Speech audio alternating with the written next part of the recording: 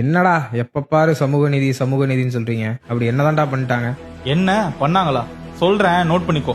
சமத்துவத்துக்காக பெண்கள் பொருளாதார சுமையின்றி சிறகடிக்கணும்னு விடியல் பயணம், உரிமை தொகை, தோழி விடுதி, புதுமை பெண், மகளிர் சுய உதவிக்குழு கடன் ரத்து, பேறுகால விடுப்பு 9ல இருந்து 12 மாசம் ஆக்குனது, தமிழ்நாடு ஹவுசிங் போர்டுல இனி குடும்ப தலைவிகள் பேர்ல தான் வீடுன்னு கொண்டு வந்தது, கல்விதான் நம்ம ஆயுதம்னு காலை உணவு திட்டம், தமிழ் புதல்வன், புதுமை பெண், நான் முதல்வன் திட்டம், பேராசிரியர் அன்பழகன் பள்ளி மேம்பாட்டு திட்டம், கொரோனா காலத்திலயும் கல்வி தடப்படக்கூடாதுன்னு இல்லம் தேடி கல்வி, முதலமைச்சரின் புத்தாய்வு திட்டம், ஒடுக்கப்பட்டவர்களோட சுயமரியாதையை காக்கும் விதமா காலனிங்கிற சொல்ல பயன்படுத்தவே கூடாதுன்னு சொன்னது, அயோத்திதாச பண்டிதர் குடியிருப்பு மேம்பாடு திட்டம், முன்னேற்றத்திற்கு துணையா இருக்கணும்னு அண்ணல் அம்பேத்கர் தொழில் முன்னோடிகள் திட்டம், மாற்றுத்திறனாளிகளுக்கு அவங்களோட உரிமைகளை நிலைநாட்ட உள்ளாட்சி அமைப்புகளில் தேர்தல் இல்லாம பிரதிநிதித்துவம், திருநங்கைகளின் நலன் காக்க அவங்களுக்கும் விடியல் பயணம், 40 வயதுக்கு மேற்பட்ட ஆதரவற்ற திருநங்கைகளுக்கு ஓய்வூதிய உயர்வு, ஊர்காவல் படையில் திருநங்கைகளின் சேர்க்கை, நம்ம தொப்புள்குடி உறவுகள் இலங்கை தமிழர்களுக்காக அகதிகள் முகாம்னு இருந்தத மறுவாழ்வு முகாம்னு மாத்தி அவங்களுக்கு கொடுத்த பல்வேறு நலத்திட்டங்கள், மக்களோட உணர்வுக்கும் அவங்களோட உரிமைக்கும் என்னைக்கும் துணையா நின்று